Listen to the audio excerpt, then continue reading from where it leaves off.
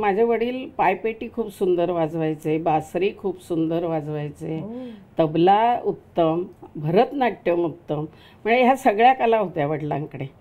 त्याच्यामुळे त्यांच्याकडनं ते माझ्याकडे आलंय. माझा धाकटा भाऊ आहे त्याच्याकडे आलंय. म्हणजे तुला सांगते की मालपेकर हे एकेकाळ सोन्याचा धूर घरातनं निघायचं असं, म्हणजे आमची गलबत वगैरे लागायची मालपेकरांची, इतके पैसेवाले. घरात जेवण शिजलं नसेल तर ह्या बोटाचं ह्या बोटाला कळता कामा नये. क्या बात. चेहरा बघितल्यानंतर वाटलं पाहिजे की पंचपक्वान्न खाऊन आलेले आहेत. पण तुला रूपच तसं दिलंय. सर्गात माणूस मेल्या बिगर सर्गात जात नाही. तुम्ही जित्तपणी सर्गात गेला कसं, आणि आता भूतून खाली आलाय. माझा नवरा कुठे भूता?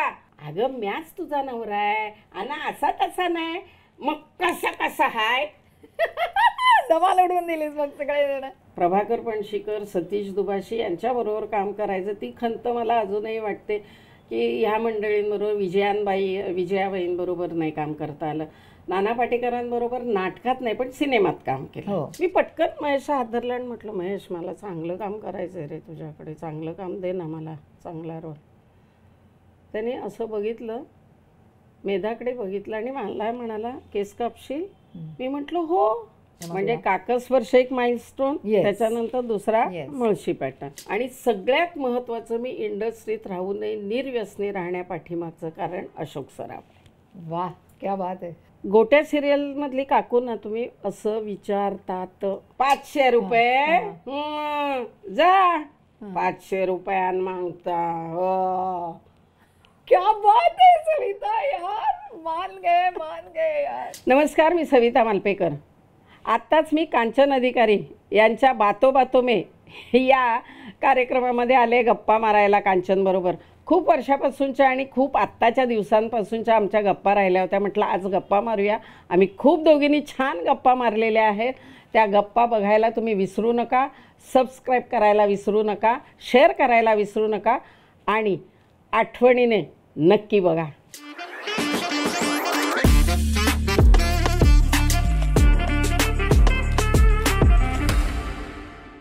हाय फ्रेंड्स, नमस्कार. मी कांचन अधिकारी बातो बातो मे या माझ्या नव्या कोऱ्या करकरीत पॉडकास्टमध्ये आपणा सर्वांचं मनपूर्वक स्वागत करते.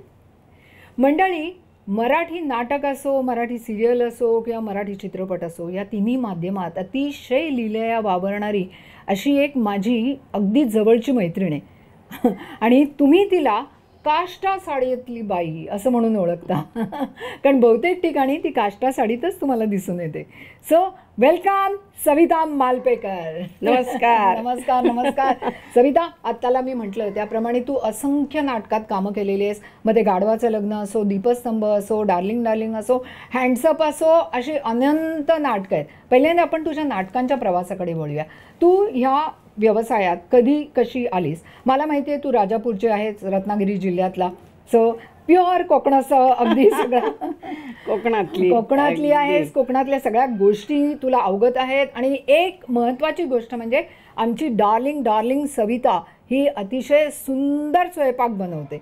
ही तिची एक खासियत आहे असं मी म्हणेन.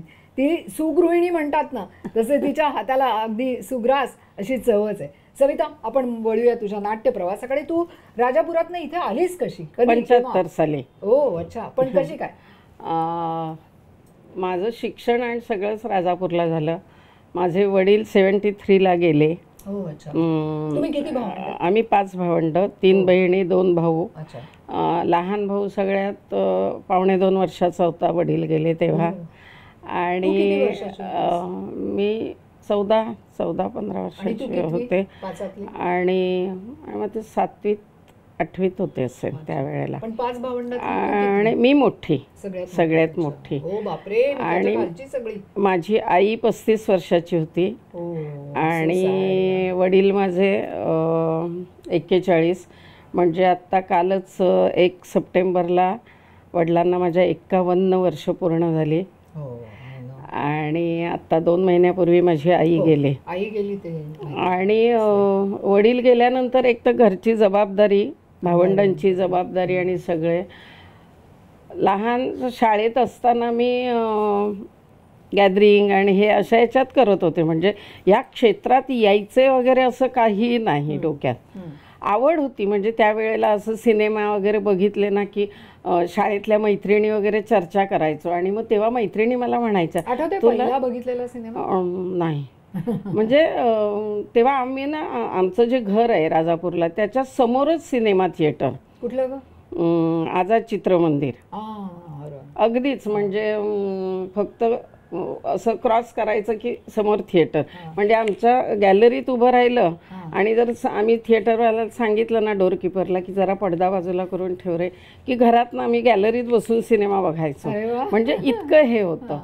पण तेव्हा वडील आणि गेल्यानंतर तिकीट काढून सिनेमा बघायला वगैरे असं तेवढं काही हे नव्हतं आणि ती आवड नव्हती. एकतर जबाबदारी पडलेली असल्यामुळे ह्या गोष्टी करण्यासाठी तेवढा विचारही डोक्यात यायचा नाही. आणखीन म्हणजे सतत की आता कसं होईल हे होतं. त्याच्यामुळे ते पण शाळेत असताना गॅदरिंग आणि केलं होतं. आणि वडील असताना वडील मला त्यावेळेला ना मेळा व्हायचे. हो. आणि कोकणात माझे वडील पायपेटी खूप सुंदर वाजवायचे, बासरी खूप सुंदर वाजवायचे, तबला उत्तम, भरतनाट्यम उत्तम. म्हणजे ह्या सगळ्या कला होत्या वडिलांकडे. त्याच्यामुळे त्यांच्याकडनं ते माझ्याकडे आले. माझा धाकटा भाऊ आहे त्याच्याकडे आले आणि थोडंफार माझा दुसरा भाऊ आहे त्याच्याकडे आले. दोन्ही बहिणींमध्ये ते नाही आहे पण आम्ही तिन्ही भावंडांमध्ये हे आहे. वडिलांची इच्छा होती की मी अभिनेत्री व्हावं म्हणून. पण तेव्हा काय असं हे नव्हतं की करूच आपण किंवा काय. हे क्षेत्र मुंबई सारख्या ठिकाणी पुण्याला थोडंफार असेल तर तिथे फक्त कसं होतं माहितीये ना तेव्हा की पूर्वी कोकणात सगळीकडेच म्हणजे अगदी गोव्यापर्यंत कारवारपर्यंत तुझा की जत्रा ज्या असायच्या पूर्वी जत्रा प्रकार खूप होते. देवळांचे उत्सव सगळीकडे. तर त्यावेळेला तिथले कलाकार लोकल कलाकार हे नाटक बसवायचे. पण त्या नाटकात काम करायला कोणी मुली नसायच्या कारण मुली त्यावेळेला काम करणं म्हणजे वाईटच समजायचे. त्याच्यामुळे कोणी डेअरिंगच करायचं नाही. कुठल्या घरातले पालक पाठवायचे नाही. आता पालक स्वतःहून सांगतात आमच्या मुलाला घ्या आमच्या मुलाला घ्या. पण तेव्हा ते नव्हतं. त्याच्यामुळे ना ते ॲमेचर ग्रुप इथपर्यंतच की आपल्याला काम करायचं असेल तरी एवढंच आपलं. मुंबईत जाऊ मुंबईत काम करू वगैरे हे स्वप्नात पण मी बघितलं नव्हतं सांगते तुला. आणि मग वडील गेल्यानंतर ते सुरूच झालं माझं की शेवटी जगण्यासाठी काय करणार.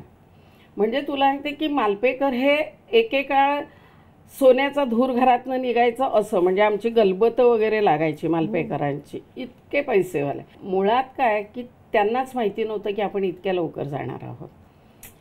त्याच्यामुळे प्रॉपर्टी म्हणा बाकीच्या गोष्टी म्हणा ह्या याच्यात कशातही हे नव्हतं.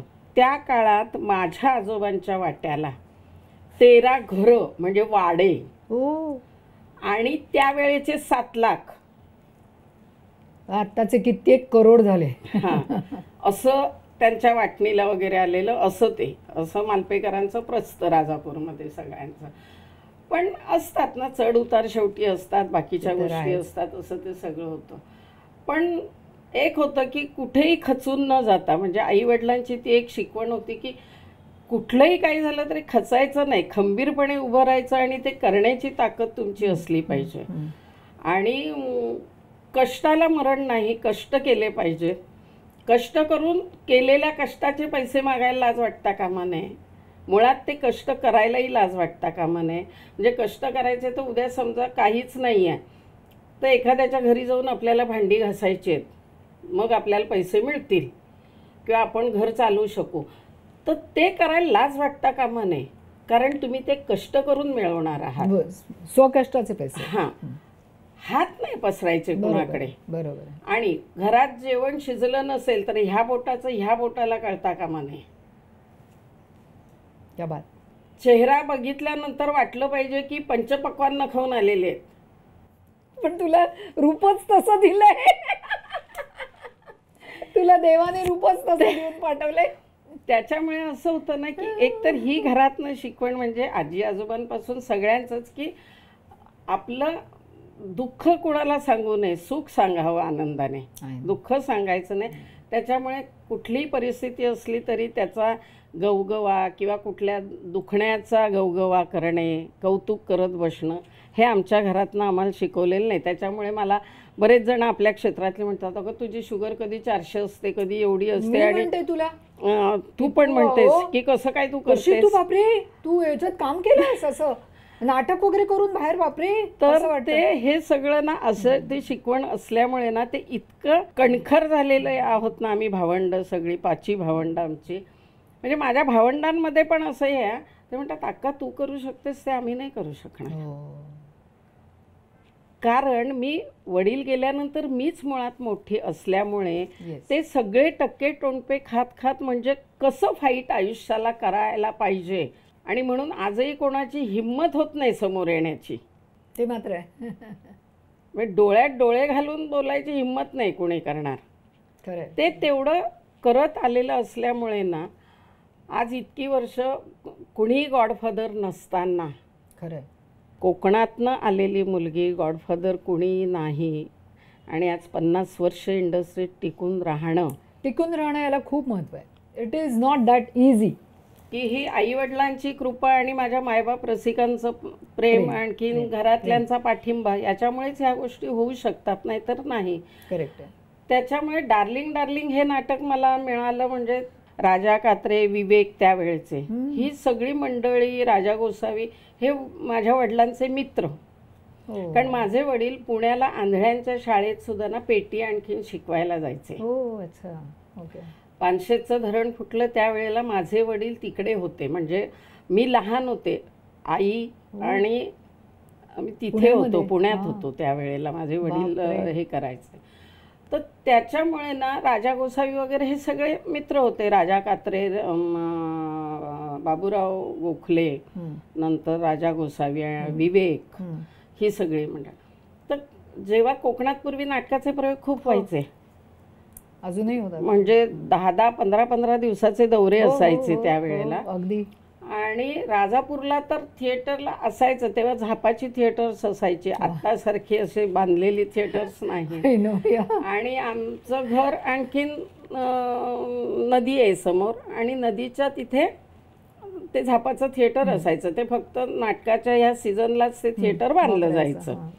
तर आले ना सगळे, म्हणजे राजा गोसावी वगैरे, लग्नाची बेडी, आणि हे नाटकाला यायचेच ना ही मंडळी सगळी. शरद रात्रभर तळवलकर चालायची, वगैरे हो. मित्र असल्यामुळे ही सगळी मंडळी बस राजापूरला त्या नदीच्या इथे आली की हे सगळे उतरायचे आणि आमच्या घरी ओ. चहा पाणी वगैरे सगळं झालं. म्हणजे त्याही याच्यात इतकं प्रेमाने, आणि तुला सांगते ही सगळी मंडळी इतक्या प्रेमाने यायचे, म्हणजे कुठेही असं नाही की अरे बापरे इकडे आपण जातोय किंवा काय. म्हणजे ॲटिट्यूड जो आत्ता शब्द आहे हां, तो तेव्हा ह्या कोणाकडेही नव्हता. आणि ते बिचारे यायचे सगळे, आणि त्या ह्याच्यात नाही झालं होतं. आणि लग्नाच्या बेडीसाठी राजा गोसावी आलेले असताना त्यांना कळलं जेव्हा घरी आले तेव्हा की वडील गेले आहेत माझे.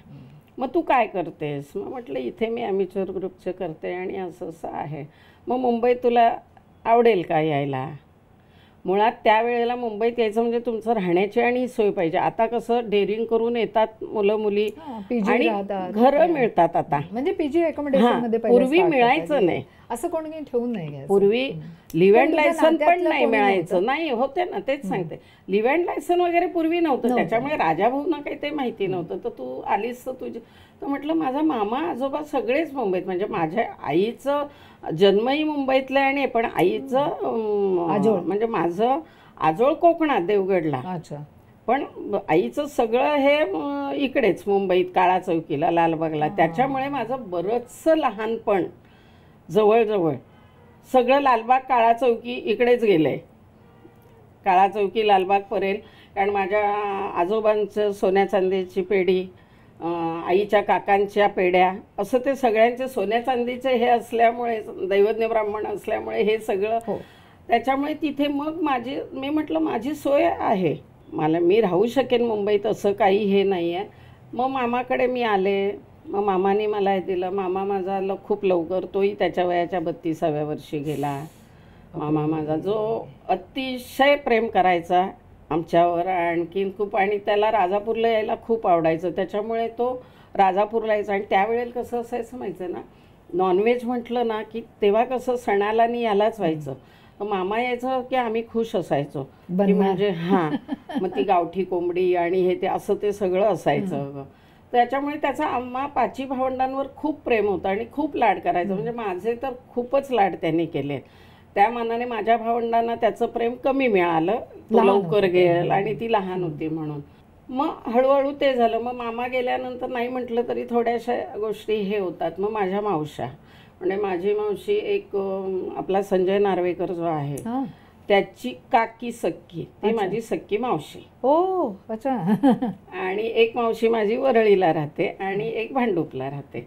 तर मग ती जी घोडपदेवला राहायची भायकाळ्याला, ही मावशी घोडपदेवला, मग तिच्याकडे राहायचे कारण तिचे मिस्टर हे माझ्यावर खूप प्रेम करायचे. पण मी तुला सांगू ना, त्या नार्वेकर फॅमिलीचं म्हणजे मी खरंच शतशः ऋणी आहे की माझी जरी मावशी असेल, मावशी आपली असते, बरोबर आहे, तिची बाकीची फॅमिली आपली नसते. बरोबर आहे, बरोबर आहे.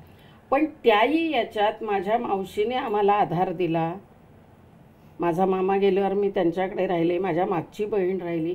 पण कधीही तिच्या सासरच्या म्हणजे, आणि तिचं तर केवढं मोठं कुटुंब, 8 दीर बीर असं तिचं खूप बापरे. मोठं कुटुंब होतं अच्छा. त्या घोडपदेवला. आणि पूर्वी चाळ सिस्टीमच ना, मग त्या चाळीत जवळ प्रत्येकाची वेगवेगळी रूम, अशा 7-8 रूम्स वगैरे असं ते सगळं होतं. पण त्या याच्यात तिच्या सासरच्या माणसांनी आम्हाला प्रेम दिलं. आम्हाला तिथे म्हणजे तिला ती परमिशन दिली आम्हाला ठेवण्यासाठी. आणि तिच्या त्याही याच्यात परिस्थितीने आम्हाला आधार दिला. म्हणून मी त्याच्यामुळे म्हणते की तू ते आजची डार्लिंग डार्लिंग सविता नाटक. मालपेकर जी हां. आहे, हां. ह्या माझ्या 2 मावश्या आणि माझा गेलेला मामा, ह्या 3 माणसांमुळे मी आहे. माझ्या घरच्यांचा पाठिंबा तर आहे, पण मुख्य जे मुंबईत आल्यानंतर राहणं. Yes yes yes. कारण त्यावेळेलाही असं होतं की तुम्हाला ना आजही जेवाय खायला कोणी घालतं, पण राहा म्हणत नाही कोणी. आणि आता तर निदान 2 BHK तरी आलाय. पूर्वी अगदी फार फार तर 20x10ची खोली. पण त्याही याच्यात ना 10-10 माणसं कुटुंबात राहायची आणि आलेल्या माणसाला सुद्धा आपलं म्हणून ठेवायचे. हे जे प्रेम आणि ह्या गोष्टी होत्या ना, माणुसकी त्या होती. चाळीतच होत्या. माणुसकी होती, आणि माणुसकी. म्हणून तुला सांगते की अधांतर नाटक जेव्हा मी केलं, अधांतरमधली मी मामी केली, तेव्हा मला ते करताना कठीण नाही गेलं. कारण लालबागमध्येच, काळा चौकीमध्येच माझं जे लहानपण गेलं, त्याच्यामुळे त्यावेळेला गिरणी कामगार हो.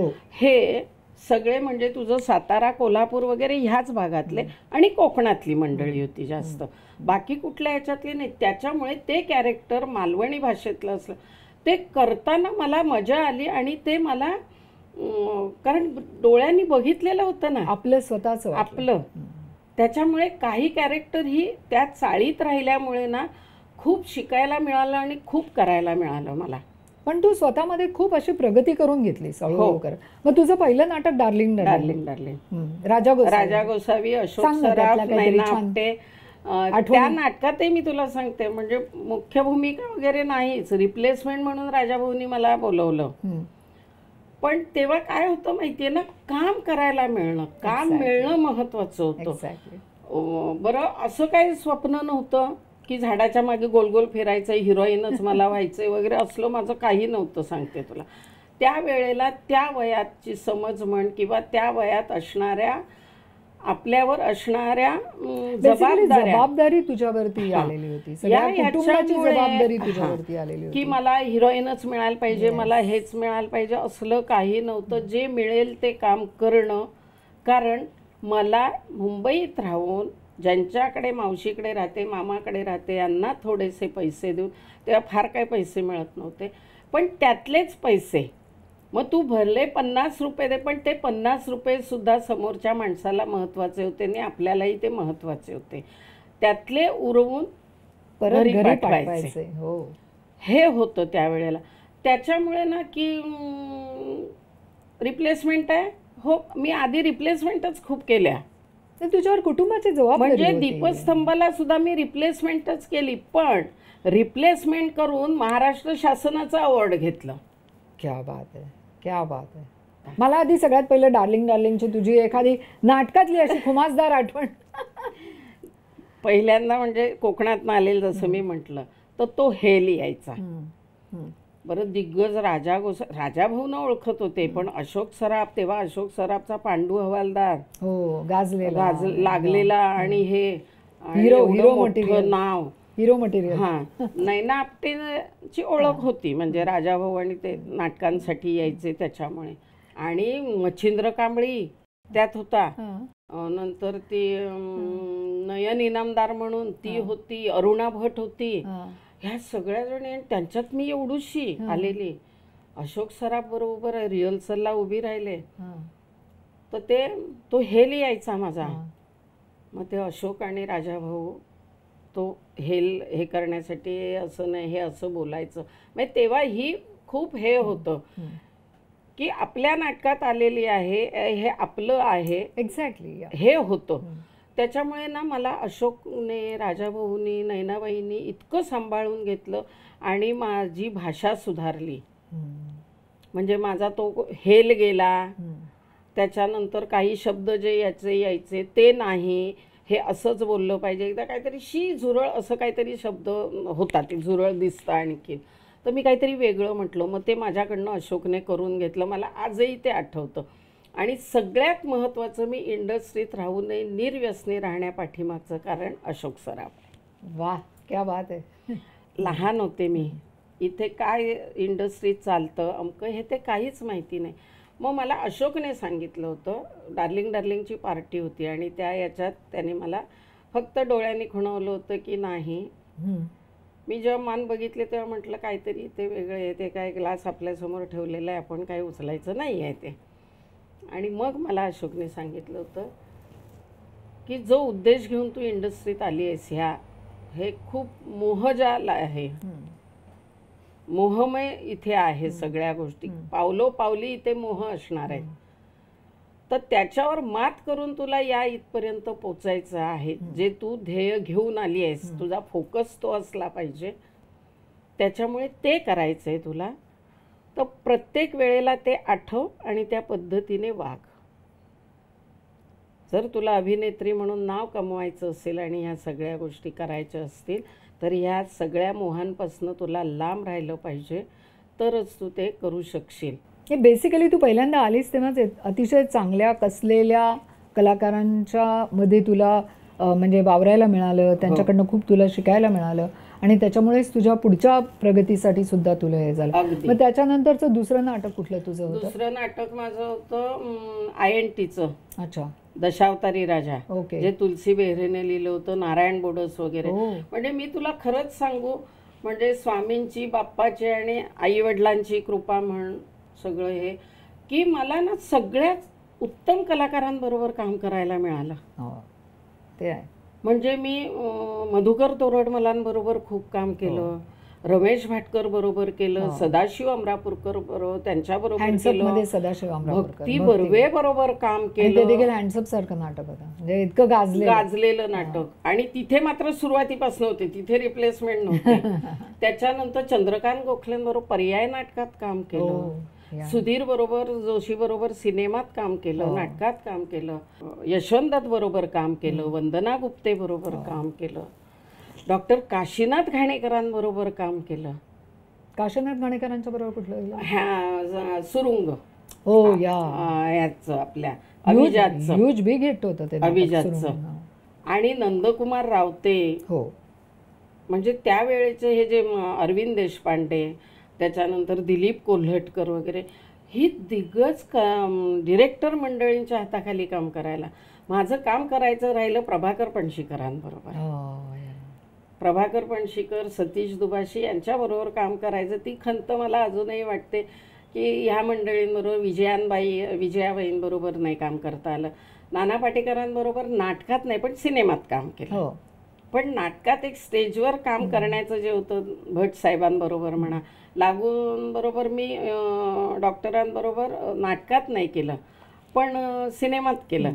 साऊथची एक फिल्म केली होती, त्याच्यात काम केलं होतं मी. म्हणजे की ह्या सगळ्या दिग्गज लोकांबरोबर मला काम करायला मिळालं. आणि म्हणून मला वाटतं की ते जे शिकणं होतं ना, कारण त्यावेळेला काय म्हणजे तुझे शिबिर वगैरे प्रकार हे काय खूप नव्हते समजा, आणि होते जरी असतील तरी ते फी भरून शिकण्याची तेवढी तेव्हा हे नव्हती. मग काय तर ज्यांच्याबरोबर आपण काम करतोय तर त्यांची काम करण्याची पद्धत, म्हणजे विक्रम गोखलेंबरोबर पण मी काम केलं नाटकात, तर ती शिस्त बघत बघत ती शिस्त अंगी आपण हे करून आणखीन काम करण्याची पद्धत. मोहन जोशी बरोबर तर किती हो, काम गाढवाचं केलं मी. लग्न. गाढवाचं लग्न तर म्हणजे गाढवाचं लग्न तुला सांगू, ती भाषा आणि ते करण्यापाठीमागे प्रचंड मोहनचं त्यात हे आहे. म्हणजे ते यश माझं एकटीचं नाही. त्यातलं जरा एक डायलॉग सांग ना, गाढवाचं लग्न तर तोंडावर असेल सविता. कारभारी आला का? चला घरात. आल्या घरात चला. 4 दिवस घरात तुमचा पत्त्या नव्हता, होता कुठं? गंगेनी सर्गात गेल. सर्गात माणूस मेल्या बिगर सर्गात जात नाही. तुम्ही जित्तपणी सर्गात गेला कसं? आणि आता भूतून खाली आलाय. माझा नवरा कुठे भूता? अगं म्याच तुझा नवरा आहे. आणि असा तसा नाही. मग कसा हाय? धमाल उडवून दिलीस मग सगळे जण. एकदम सगळ्यांच्या चेहऱ्यावरती रोनक आली इकडे. म्हणजे त्या नाटकात ते पण कसं सांगू ना तुला, नाटक मिळालं म्हणजे माझा ना नियतीवर फार विश्वास आहे. मी तुला सांगते की नियतीने इथे जे काही लिहून ठेवलेलं असेल ना कांचन, ते कुणाचाही बाप वर्ण येऊ दे नाही तुमच्या ह्याच्यातलं काढून घेऊ जाऊ शकत. जे तुम्हाला मिळायचंय, जे नियतीने लिहून ठेवलंय तेवढंच तुम्हाला मिळणार. ना त्याच्यापेक्षा जास्त मिळणार, ना त्याच्यापेक्षा कमी मिळणार.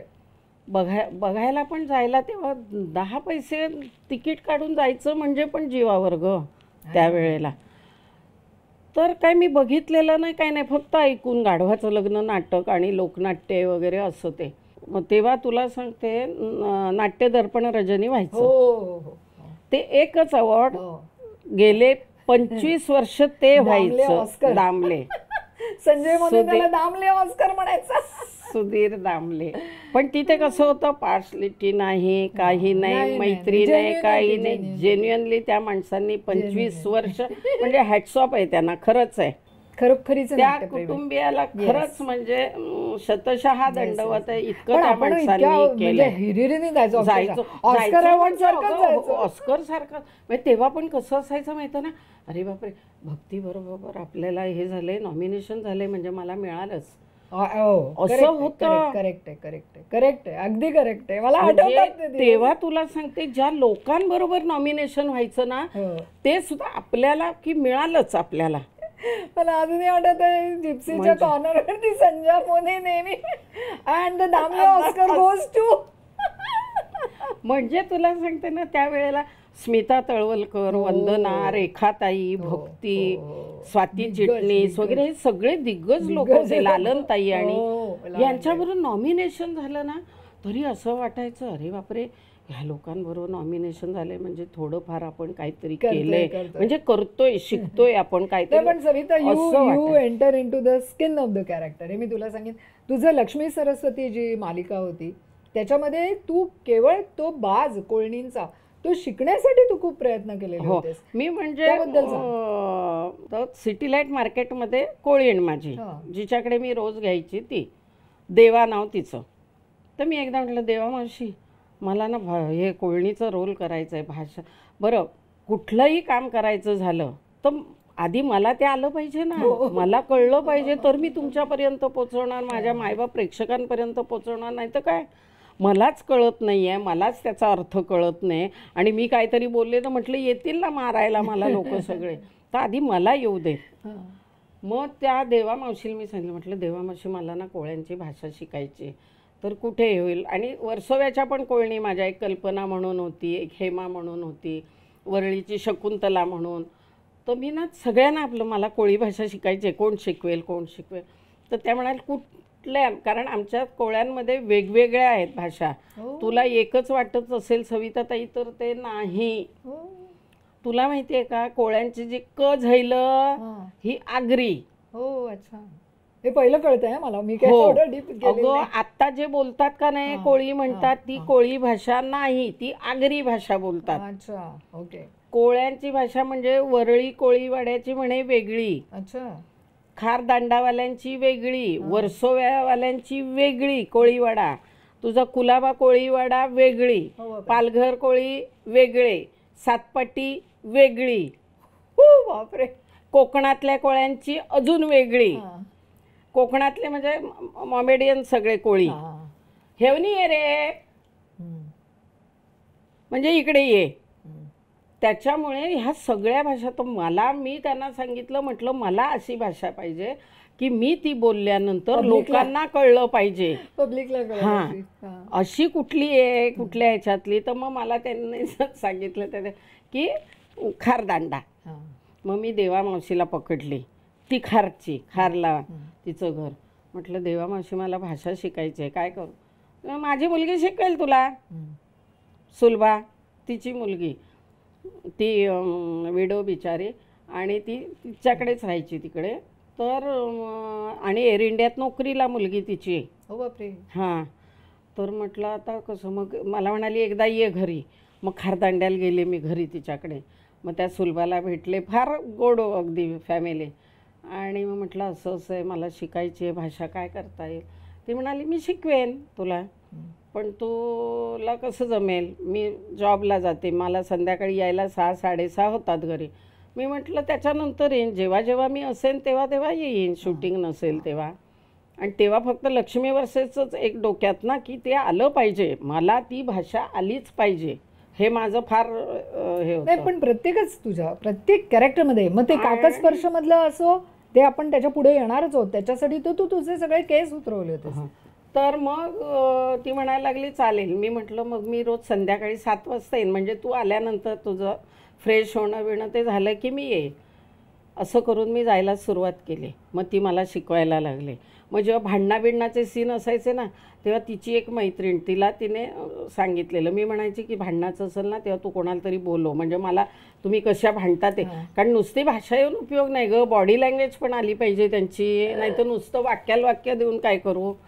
तर मग ते पण, मग तिची ती मैत्रीण म्हणजे कितीही माणसं हे असतात पण हे ते तुझे प्रेम इतकं करणारे. बारकाव्याने तू त्याच्यामध्ये एवढी घुसतेस. मी आज तुम्हाला हे सांगू इच्छिते की जे नवीन लोक तुम्ही इथे येऊ इच्छिता या लाईनीमध्ये, जरा हे विचार ऐका. सी हाऊ मच कष्ट हे लोक घेतात कलाकार, तेव्हाच त्यांची नावं होतात. येस.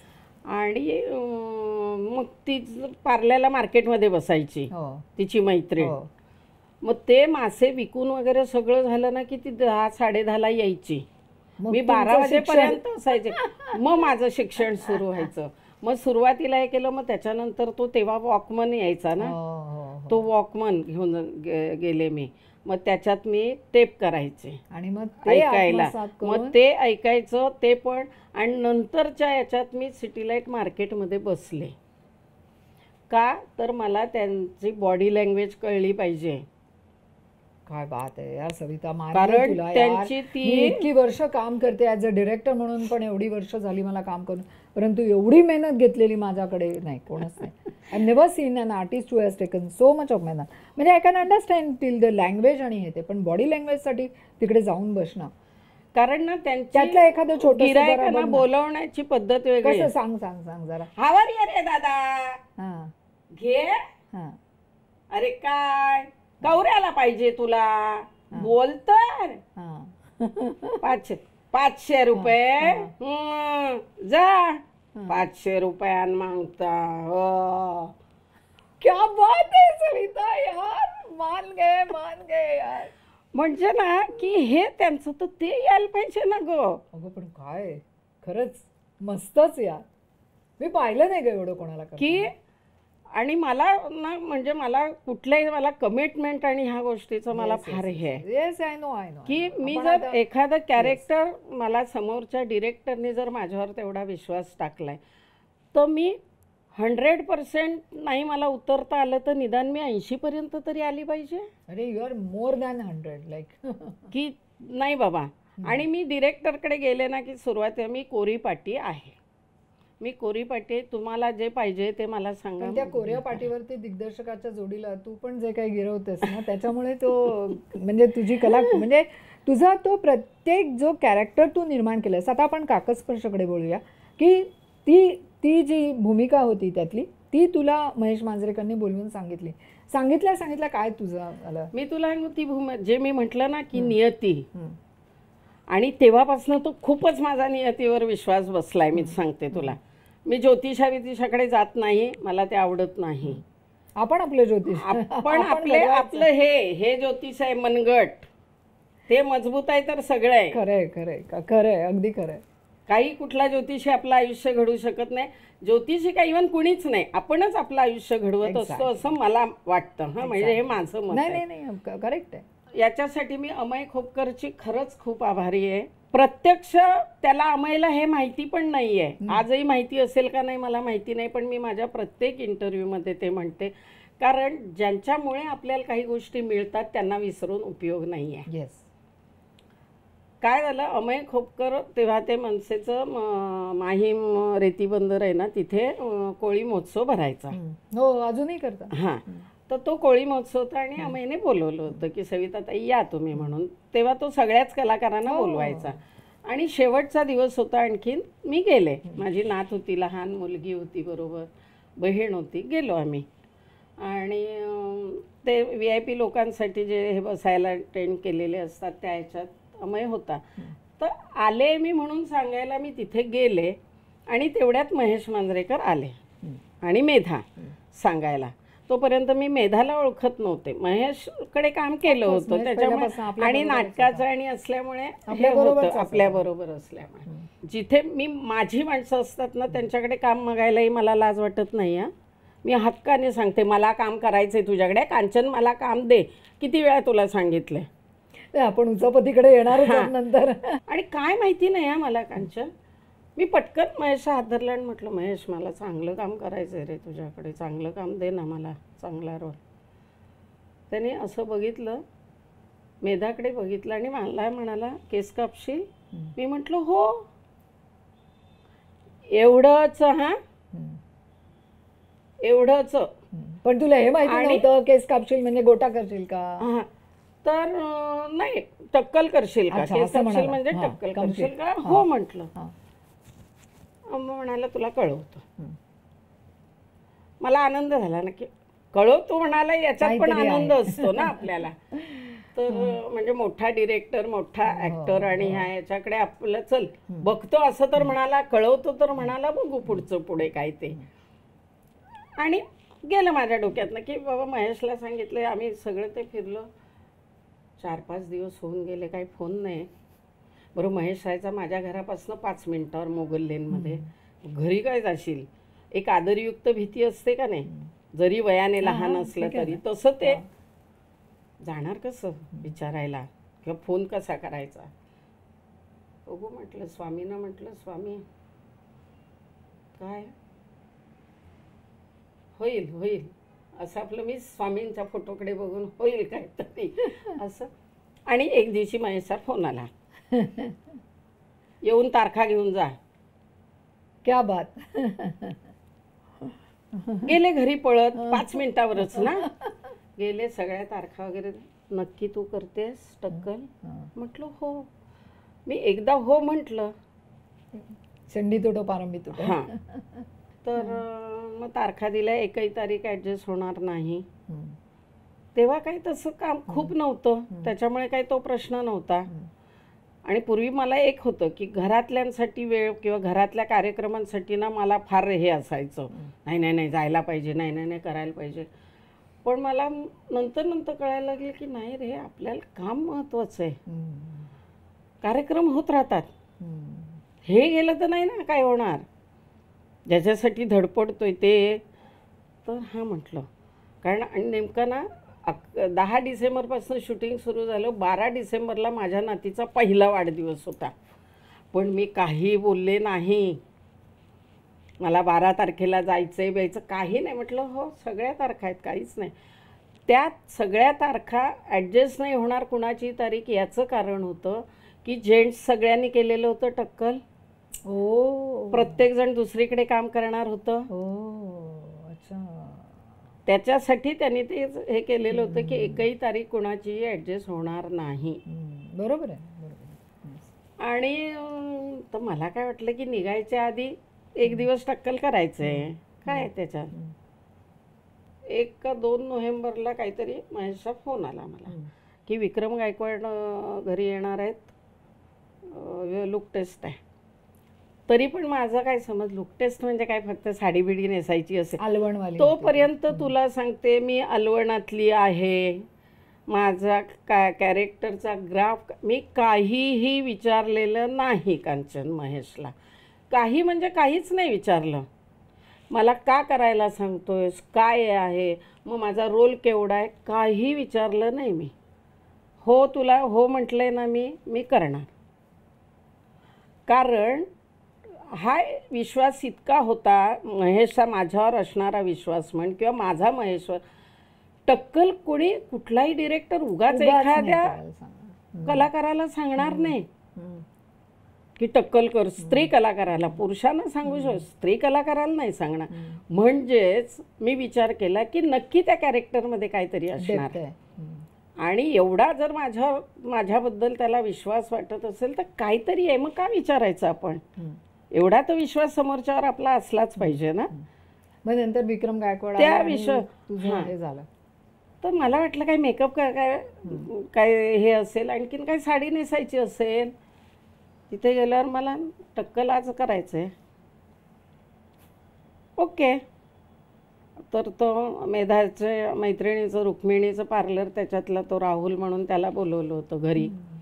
तर सगळेजण सचिन वैभव सगळे होते. सगळे हे सविताताई नको ना करूस, अभिजित केळकर वगैरे, सविताताई नको ना करू. प्रिया बापटने वगैरे ना हे केलं शूटिंग. आणि तेव्हा ते मोबाईलमध्ये मला वाटतं नुकतं आलं होतं काहीतरी व्हिडिओ सगळं हे झालं. आणि महेश म्हणाला सगळ्यात पहिली मी बसले करायला टक्कल. पण ते करताना मला काही वाटलं नाही कांचन. नाहीतर बघ आपण पार्लरमध्ये गेलो तरी एवढेशेच कापा, एवढेच नको नको अर्ध्या इंचापासून असं आपण करतो. पण तुला सांगू मला ते करताना काहीही वाटलं नाही की थांबूया त्याला, हे नको ना नको नाही. विचारच नाही शिवला, पण शिवलाच नाही विचार. आणि सगळ्यात महत्वाचं की मी हे घरात सांगितलेलं नाही. ओ माय गॉड की मी टक्कल करणार आहे. ना माझ्या नवऱ्याला, ना माझ्या मुलीला, ना आईला, ना भावंडांना, ना नंदांना, कोणालाही नाही सांगितलेलं. आणि करून घेतलंस. आणि मी केलं. फक्त मुलीला सांगितलं की समयरा नात माझी 6-7 महिन्याची होती, तिला फक्त घेऊन ये. का तर तिने एकदम बघितल्यानंतर मुलं घाबरतील ना, म्हणून मी म्हटलं होतं की तिला तेवढं घेऊन येतं की. मग माझी मुलगी घेऊन आली होती. पण माझी नात घाबरलीच नाही, ती माझ्यासारखीच. ती काय ती फक्त नानी केस गेले एवढंच, बाकी काही नाही. मामी म्हटलं अंग काढेल, घाबरेल. कुठली घाबरते ती, नानीसारखीच अशी हे खमकी. 10 मिनिटात झालं, काही वाटलं नाही मला. नंतर लुक आरसा बघितला, मग लुकटेच झाली, सगळे वगैरे नेसवलं. हां. आणि मग आधी टक्कल झाल्यावर म्हटलं आता फोन करूया म्हणून आईला फोन केला. आईला म्हटलं, आई म्हणायला लागली आपल्याकडे असं. म्हटलं ते आपल्या बिपल्याकडे नाही ग, मी केलंय एवढं. ते आईला माहिती होतं माझ्या. हां, फक्त मी सांगते. म्हणजे काकस्पर्श मधल्या तुझ्या त्या कॅरेक्टर्सचा एक टिपिकल कोकणातला तो हे होता, टिपिकल कोकणातला तो हेल होता. इवन त्याच्यातले तुझे लुक्स पण किती पॉवरफुल होते. Like we have noticed it. त्यातलं तुला काही आठवतंय का एखादं असं बोलून दाखवण्याचं? तुला ते कॅरेक्टर करताना ना, एकतर म्हणजे जे महेशने मला 15 दिवस आधी का पाऊण महिना आधी मी जे टक्कल केलं ते मला खूप उपयोगी पडलं कांच्या. ते घेऊन वावरत असताना मला ते कॅरेक्टर करताना सोपं पडलं. बरं, मी टक्कल केल्यानंतर ना स्कार्फ वापरला, ना टोपी वापरली, ना काही. मी मुंबईत सेटवर, मी काकस्पर्शच्या सेटवर जाईपर्यंत मी तशीच वावरत होते. म्हणजे मेधाकडनं घरातून निघाल्यानंतर मेधालाच असं बेचैन होती मेधा. अगं सीता आगाग होत असेल ना, हे होत असेल इचिंग. म्हटलं काही होत नाही आहे मला. आणि खरंच तुला सांगते स्वामींच्याकडून मला काही झालं नव्हतं, तरी तिला बिचारीला काळजी वाटत होती. तिने ॲलोवेरा जेल वगैरे लावलं. मी म्हटलं अगं घर माझं 5 मिनिटावर आहे, काय होणार आहे. नाही नाही तू स्कार्फ बांध, तू स्कार्फ. मेधाने मला स्कार्फ बांधला आणि घरी पाठवलं. मी घरी आले आणि तो घडी करून ठेवला आहे, तो अजून तसाच आहे. त्याच्यानंतर त्याचा वापर नाही. शूटिंगच्या तिथे सुद्धा काही वेळेला कार्यक्रमाला पाऊण महिना जवळजवळ ते केस काढलेले होतेस. मग त्याच्यानंतर शूटिंगच्या वेळेला परत एकदा हे करायला लागलं का? कारण म्हणजे व्हॅनिटी बसवलेले, व्हॅनिटी होत्या का गुहागरला, आणि व्हॅनिटीच्या बाहेर केश वपन करण्यासाठी बसलेला हे असायचे, माणूस असायचा तो रेग्युलर रोज.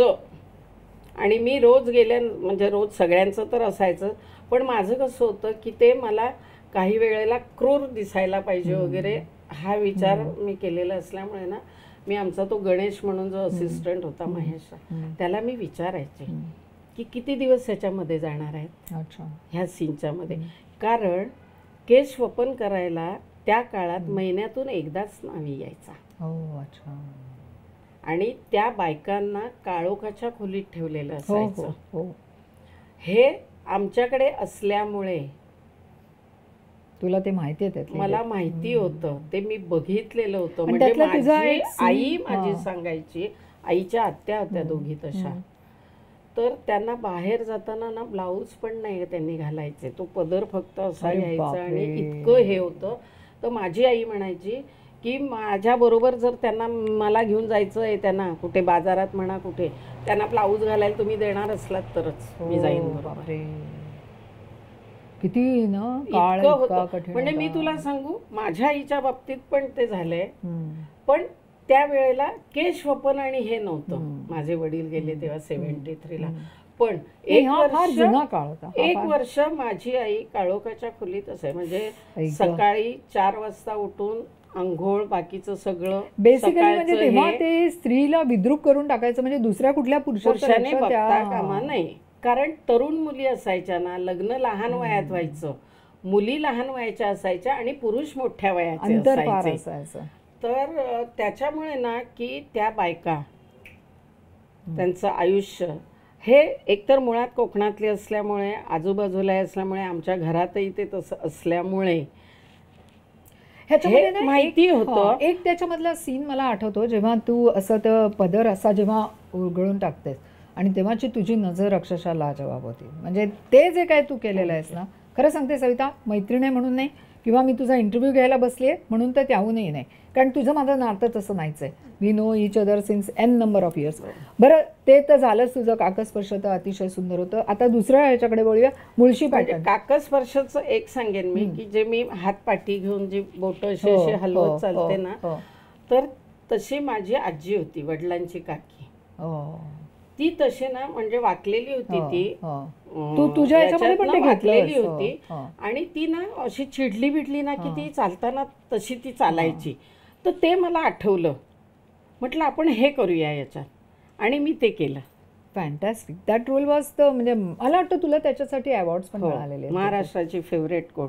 आणि ते घ्यायलाही मी तुझ्या इथे तुझ्या सिरियलचं मध्येच काम करत होते, इथे जुहूरात आपण केला आणि इथून उचापती आमची सिरियल होती. प्रशांत दामले, कविता लाड, हर्षदा आणि तू.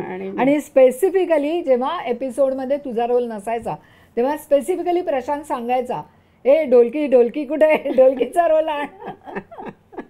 तर म्हणजे, आणि तू जर एक मी पाहिलेलं आहे, तू ना वातावरण असं इतकं मस्त मोकळं आणि छान आनंदात करतेस. दुसरी गोष्ट म्हणजे डबे भरून भरून घेऊन येणार आणि सगळे म्हणजे वेट करणार की सविता त्यांनी आज काय आणलेलं आहे. आता आपण वळूया ते तुझ्या मुळशी पॅटर्न या सिनेमाकडे. मुळशी पॅटर्न हा एक अतिशय पॉवरफुल सिनेमा एक घडला. आणि कसा मिळाला तो सिनेमा? म्हणजे काकस्पर्श एक माइलस्टोन, त्याच्यानंतर दुसरा मुळशी पॅटर्न. प्रवीणची ओळख होतीच महेशकडे, मी काकस्पर्श आणि केलेलं असल्यामुळे. प्रवीण तरडे, हां, त्याच्यामुळे त्याने आणि मिप्ताला वगैरे जायचं ते हे होतं. असं काही हे नाही, फक्त प्रवीण मला काम करायचं आहे. कारण तोपर्यंत प्रवीण डिरेक्टर पण नव्हता, पण एकत्र मजा येईल काम करायला, कारण सिरियलच कुंकू आणि केली होती ना त्याने. तर म्हटलं काम करायचं रे प्रवीण, छान काहीतरी करायला पाहिजे आपण. असं आपलं, जसं मी माझे जो जवळचा मित्र परिवार आहे त्यांना आपण बोलतोच ना की नाही बाबा चांगलं असेल तर. पण त्यातलं तुझं कॅरेक्टर जे होतं ना ते इतकं व्यवस्थित, आणि मोहन जोशींच्या बरोबरची तुझी केमिस्ट्री, इतकी वर्ष काम केलेलं असल्यामुळे ते असं वाटतच नव्हतं की म्हणजे की बाबा ही किरदार तुम्ही निभवताय. असं वाटतच नव्हतं की तुम्ही ते कॅरेक्टर करताय. असं वाटत होतं की yes you are doing that, म्हणजे यू आर दॅट. आणि त्यातल्या पण दुसरे डायलॉग्स जे होते ते इतकी पॉवरफुल होते, म्हणजे सगळे बोलण्याचे डायलॉग्स होते ते सगळे. म्हणजे खरंच प्रवीणने ते इतकं, म्हणजे आपण म्हणतो ना की ते एखादं त्या लोकांसाठीच ते लिहिलं गेलंय काय ना, असं मुळशी पॅटर्न आहे. एक्झॅक्टली. आणि मला प्रवीणने सांगितलं असं असं आहे. बरं मी ना कधीही कुठल्याही डिरेक्टरला कुठल्याही निर्मात्याला मी कधीही विचारत नाही की माझा रोल किती मोठा आहे, त्याचे काय ते ग्राफ काय आहे, अमकं काय, लांबी, काही रुंदी, विचारत खोली नाही. तू स्वतः निर्माण करतेस त्याच्यामध्ये. मी फक्त काय करायचंय, मला वाजवायसारखं काय आहे का त्याच्यात, नाही म्हणालास तरी मी करणार नाही, पण असं तू मी सांगते वाजवतेस. आणि मी करते ते. तू त्यातले कारण मुद्दे तुला काढून तू सांगते, वाजवतेस. याचं कारण सांगते तुला. निळू भाऊंबरोबर पण मी काम केलंय. तर निळू भाऊंबरोबर एकदा सिनेमात एका काम करत असताना मी भाऊंना म्हटलं, भाऊ तेव्हा लहान लहान रोलच मिळायचे ना, सुरुवात होती आणि सगळं हे, आणि दिग्गज मंडळी होती त्यावेळेला, रंजना देशमुख वगैरे ह्या होत्याच तेव्हा ना. तर म्हटलं भाऊ असं ना छान काहीतरी करायला मिळालं पाहिजे, आता असे लहान रोल वगैरे असं. तेव्हा मला भाऊंनी सांगितलं होतं, ते मला इतकं मी ते इथे ठेवलं आहे तुला सांगते ना, की नाही, भाऊंनी सांगितलं होतं, सविता काम कुठलंही लहान नसतं, आपण ते मोठं करायचं असतं. ते मोठं करणं हे तुमच्या हातात असतं, ते किती मोठं करता हे तुम्ही ठरवायचं असतं. त्याच्यामुळे लेंथवाईज काम किती आहे आणि काय आहे हे विचारू नको, तुला त्याच्यात करण्यासारखं काय आहे, तू काय त्याच्यात करू शकतेस. म्हणजे 3 तासाचा सिनेमा आहे आणि त्याच्यात 5 मिनटं तुला फक्त काम करायला मिळाले, पण ती 5 मिनटं लोक बाहेर जाताना त्या 5 मिनिटांची चर्चा झाली पाहिजे. क्या बात आहे. हे पिंजरामधला जो त्यांचा सीन आहे की जेव्हा त्या तिथे त्यांना पानावरनं उठवलं जातं आणि तो फक्त छद्मीपणे हसतात, ते म्हणजे जे हसतात हे बघ, तिथे मला काटा येतो. अक्षरशः. म्हणजे की अशा लोकांबरोबर कांचन काम केलेलं असल्यामुळे ना, त्यांच्याकडनं काही काही ज्या टिप्स मिळालेल्या आहेत ना, म्हणजे मला वाटतं की त्या सगळ्या गोष्टींचा मला आत्तापर्यंत जी इतकी वर्ष मी काम केले, आता 50 वर्ष झालीच म्हणजे हो, जवळ, definite. तर ह्या गोष्टींचा खूप, म्हणून मी कधीही माझा रोल काय आहे, किती मिनिटाचं काम असणार आहे, 1 दिवसाचं. म्हणजे तुला गोट्या सिरियलचं आता सांगते, सगळ्यात गाजलेली माझी गोट्या सिरियल, पहिली सिरियल. तेव्हा ती दूरदर्शनला, म्हणजे मराठीतलीच सिरियल, 33 एपिसोडची पहिली सिरियल ती. जनक मेहता म्हणून त्याचे निर्माते होते. आणि दत्ताजींबरोबर तेव्हा राज दत्त म्हणजे अरे, काम करायसाठी जीव तडफडायचा, दत्ताजींबरोबर काम करायला पाहिजे म्हणून. आणि मला फोन आला, दत्ताजींचा फोन, हां, की सविता असं असं आहे आणि तू अशी अशी सिरियल आहे, काम करायचं आहेस. म्हटलं दत्ता काम कुठलं काय विचारतेस, होच 3 एपिसोड आहे, ओके. पण मनात आपल्याला वाटतं ना कुठेतरी की अरे 33 एपिसोडची सिरियल आहे, म्हणजे आपण काही वेळेला असं असतं ना, यांच्याबरोबर एवढं काम 3 दिवसात येतं कसं, पण नाही करायचं आहे. आणि एकदा असंच आम्ही बसलेलो असताना नीलकांती पाटेकर असिस्टंट होती तेव्हा, करायची दत्ताजींना. अलिबागला चौलगाव आहे, तिथे शूटिंग. म्हणजे 5 वाजता येऊन ती अशी ठट्ट्या दरवाजे वाजवून आम्हाला हेच करायची. सुहास भालेकर बरोबर माझ्या. पहिली व्हिलन जी केली ती दुष्टबाई केली ती. आणि असंच एकदा बोलतो, नाही मला अजून पाहिजे होतं ना, कारण ते चौलचं वातावरण हे ते असं सगळं बघितलं की वाटतं ना आपल्याला की अरे आपण अजून पाहिजे. तर ते म्हणाले 33 एपिसोडमध्ये जेवढे दिसणार नाही आहेत ना, म्हणजे ज्या 30 एपिसोडमध्ये, तेवढी 3 एपिसोडमध्ये तू हे करून जाणार आहे सविता, माझ्यावर विश्वास ठेव. आणि आजही कांचन सांगते तुला, म्हणजे खरंच दत्ताजींना आजही गोट्या सिरियलमधली काकू ना तुम्ही असं विचारतात. म्हणजे ज्या मुलांनी काम केलंय, तो जॉय तर आता अमेरिकेत एका कंपनीचा CEO आहे, म्हणजे विचार कर, इतका तो मोठ्या पोस्टला गेला. पण सगळीच मुलं ती खूप शिकली आणि खूप आहे. पण त्या मुलांचे पालक, त्यांचे नातेवाईक वगैरे, किंवा ज्यांनी ती सिरियल बघितली आहे, त्यांना आजही गोट्याची काकू लक्षात आहे. आणि ती दुष्ट काकू म्हणून इतकं म्हणजे की राग यायचा आम्हाला. मग तेव्हा मी म्हणायची की माझी पावती कामाची. पण खरंच आहे ते, खरंच आहे ते. तुझे असे इतके असंख्य रोल लोकांनी पाहिलेले आहेत आणि भरभरून प्रेम तुला दिलेलं आहे. नियतीने मला वाटतं लिहून ठेवलेलं होतं की मुळशी पॅटर्न मध्ये तुला काम मिळणार आणि ते तू काम करायचंयस. ते आज जेव्हा लागतो पिक्चर आपण पाहतो तेव्हा म्हणजे ती जी काय म्हणजे एक आतून असत रागास आलेली ती बाई आहे, आणि तो कुठे ना कुठेतरी पहिलं ती दाबून ठेवलेला आहे तिने तो राग, आणि एकदा तो जेव्हा उफाळून वरती येतो, जेव्हा मुलाला हे करते ती, तेव्हा. आणि घर म्हणजे जे आपण म्हणतो ना की बाई म्हणजे घटस्फोट घेणाऱ्या बाईबद्दलही बोललं जातं. ते काय गेली नवऱ्याला सोडून. अरे नाही आहे इतकं सोपं ते. सहजासहजी बाई घर सोडून नाही जायला तयार होत नाही, कारण तिचा जीव ना घरात सुद्धा प्रत्येक कोपऱ्यामध्ये गुंतलेला असतो, कारण तिने त्या प्रत्येक कोपऱ्यात ती वावरलेली असते. भिंतींमध्ये सुद्धा आपलं हे प्रेम लागलं. सगळ्या याच्यात नसतं तर एक एवढा मोठा वाडा जी पाटली नाही, ज्याच्यात जीव गुंतलेला आहे, ते एवढं सोडून जायचं. म्हणजे तो सीन करताना तुला सांगते की मला ना सारखं वाटायचं मोहनने कधीतरी म्हणायला पाहिजे ना सविता, छान काम केलंस असं म्हणायचं. हां छान काम केलंस, मस्त झालं, तू काय, असं ते त्याचं आपलं त्याच्या शैलीत असायचं ते. पण मला ना सारखं वाटायचं मोहनकडनं ना अजून काहीतरी असं आलं पाहिजे माझ्या कामाबद्दल. इतकं काम करते, गाढवाचं लग्नाचं वगैरे सोड, पण सिनेमातलं आणि हे करत असताना असं काहीतरी आलं पाहिजे मोहनकडनं. आणि तुला सांगते करोनाच्या काळात तेव्हा सगळेच आपण घरी होतो, मला वाटतं टी व्हीवर लागला होता मुळशी पॅटर्न, आणि रात्री 9 वाजता 24 जून तारीख पण माझ्या लक्षात आहे. बात आहे सविता, मानलं तुला. 9 वाजता मला मोहन जोशींचा फोन आला. मला म्हणाला वरचा क्लास आर्टिस्ट आहेस तू सविता, का काम केलंस तू? माझ्या डोक्यात मुळशी नाही. हां बरोबर काम केलं नाही हे बोलत असताना ना माझ्या डोळ्यातनं घळाघळा कांचन पाणी व्हायला लागलं होतं, काय ज्याची मी वाट बघत होते ते शब्द मला ऐकायला मिळाले. आणि मी म्हटलं अरे कुठली फिल्म? काकच नाही, मुळशी पॅटर्न आपलं. अगं तो फ्लॅशबॅक वाडा सोडून जातानाचा सीन बघितला मी आत्ता सविता, हॅट्स ऑफ आहे तुला, तू वरचा क्लास आहे. अगं मला ना कांचन म्हणजे मला काय झालं मला कळेना. म्हणून मला कोणी जर विचारलं ना की सविताताई किती क्वांटिटी आहे हो तुमच्या कामाची, म्हणजे किती काम केलं, किती सिनेमे केले, किती सिरियल केल्या, तर ना मला खरंच, आणि कांचन सांगते म्हणजे हा हे नाही आहे स्वतःविषयीचा, पण मला खरंच विचारलं तर मला सांगता येणार नाही की मी किती सिनेमे केले, कधी मोजलेच नाही, कारण त्या मोजण्याच्या याच्यातच ज्या परिस्थितीत आले ती परिस्थिती नव्हती लक्षात ठेवण्याची माझ्या. फक्त मी एवढंच सांगते की क्वालिटीची कामं केली. तू नॉट ओनली क्वालिटीची कामं केली, परंतु आज मी तुम्हाला इथे सांगू इच्छिते की नाट्य परिषद अतिशय म्हणजे झटून काम करणारी आमची सविता आहे. तिचं कधीही हे नसतं ती अध्यक्ष आहे, ती त्याची सदस्य आहे, काय आहे, परंतु काम करायचं या एका निष्ठेने मी कायम बघत आलेले आहे तुला सविता.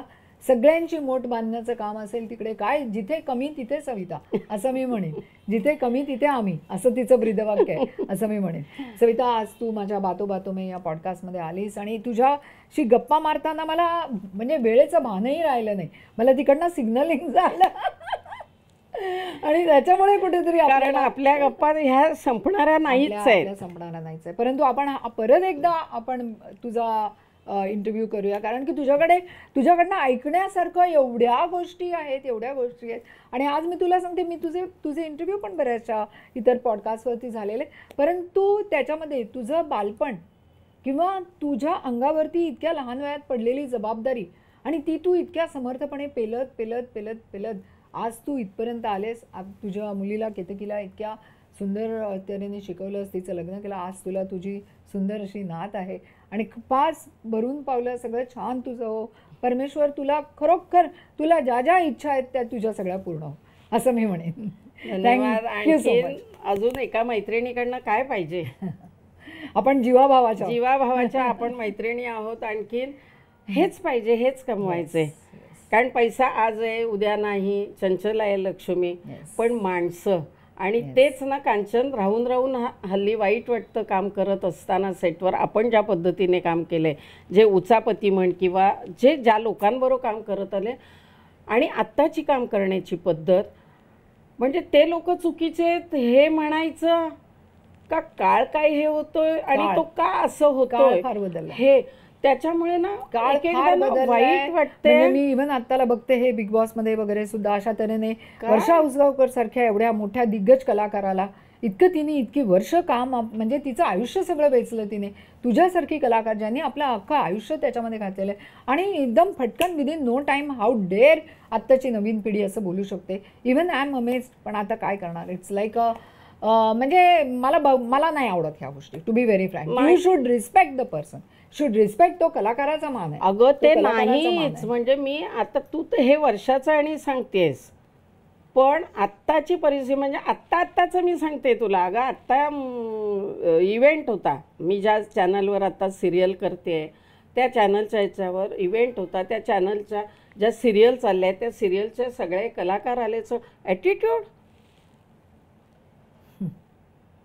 काय, कोण काय घेऊन जाणार आहात? कोण आणि ह्या आहात, सगळ्या कोण? टिकल्या. अगं आहात कोण तुम्ही, इथून पहिला प्रश्न आहे. आज तुमची सिरियल चालले, तोपर्यंत तुम्हाला लोक हा हा हा करतात. त्याच्यानंतर हीच इंडस्ट्री, इथेच राहायचंय, इथेच आपण समोरासमोर येणार आहोत. अरे हसायला, अगं हसायला काय जातं कांचन. अगं पण आपण न हसता राहूच शकणार नाही. कसं आहे माहितीये का सविता, तू 50 वर्षाचा काळ पाहिलेला आहेस, त्या 5 वर्ष पण नसतात ग इथे. नाही त्या टिकल्या आहेत, त्या टिकल्या तेवढ्याशा ते झालं, ती पडते टिकली, तसं आहे. नाही तेच, पण ना वाईट वाटतं की अरे काय. आणि मग काय होतं माहितीये ना, काही जण मग म्हणतात की घरचे संस्कार. हे घरचे संस्कार नसतात, घरचे देणारे प्रॉपर संस्कार देत असतात. आई वडील हे मुलांना चांगलेच संस्कार देतात. असं वाटतं की आम्ही ॲटिट्यूड दाखवलं की आम्ही कोणतरी आहोत, हो, किंवा मग आमचं काहीतरी असतं आणि आमच्या बरोबर पाठीमागे 5 माणसं म्हणजे आम्ही मोठे कलाकार. सो मला कितीतरी वेळा इंटरव्ह्यूमध्ये विचारलंय, तुम्हाला सविताताई वाटत नाही? म्हटलं मी ज्यांच्याबरोबर कामं केलीत की नाही, ती माणसं कधी 5 जणांचा 10 जणांचा ताफा घेऊन बघितली नाही. म्हणजे मोहन जोशी सारखा माणूस पण नाही बघितला, महेश मांजरेकर सारखा पण नाही, अमरापूरकर पण नाही, आणि विक्रम गोखले पण नाही. त्याच्यामुळे ती सवय आम्हाला, म्हणजे जे आमच्या पिढीचे ते, असं मला वाटतं की त्यांच्याकडे कुणाकडे तुला ताफा दिसणार नाही, कारण स्वतःची कामं स्वतः करण्याची सवय झाली आहे ग. त्याच्यामुळे मी असं म्हणेन एक वेगळ्या मुशीतून आपण घडून आलेलो आहोत. आणि खरंच याच्यासाठी देवाची मनापासून आणि स्वामींचे आभारी आहे, आणखीन आई वडिलांचे, की आपण फार लवकर जन्माला आलो आणि खूप सगळं चांगलं, म्हणजे इव्हन राजकारणापासून सगळं उत्तम बघायला मिळालं. आणि म्हणून मला वाटतं आत्ताच जे चाललंय ना, ती ताकद आपण तेव्हाचं सगळं बघितलेलं असल्यामुळे हे आत्ताचं सहन करण्याची ताकद आपल्याला दिली आहे परमेश्वराने. खरंच, नाहीतर वेडे होऊनच फिरू आपण. सविता, तू आज माझ्या कार्यक्रमात आलीस. Thank you so much for coming. अगं थँक्यू आपल्या माणसाला म्हणायचं नसतं, जीवाभावाच्या मैत्रिणी थँक्यू कसलं म्हणतेस. बातो बातो में या माझ्या पॉडकास्टमध्ये तू आलीस सविता, त्याबद्दल थँक्यू सो मच. आणि आद्या या हार्बल प्रॉडक्ट्सतर्फे तुला ही एक छोटीशी भेट. आणि हे मी स्वतः वापरलेलं आहे, ते खरंच खूप चांगलं आहे. So use it. थँक्यू, धन्यवाद. Thank you so much.